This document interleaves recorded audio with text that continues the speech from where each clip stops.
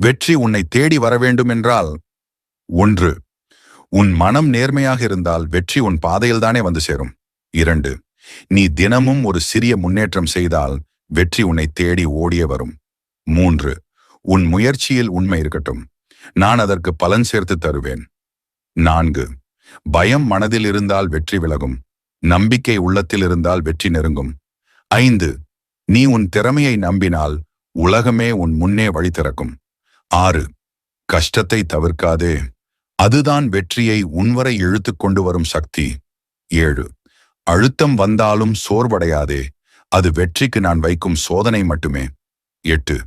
உன் உழைப்பை நான் பார்க்கிறேன், அதற்கான பலனை வெற்றி எனும் பேரில் அனுப்புவேன். 9.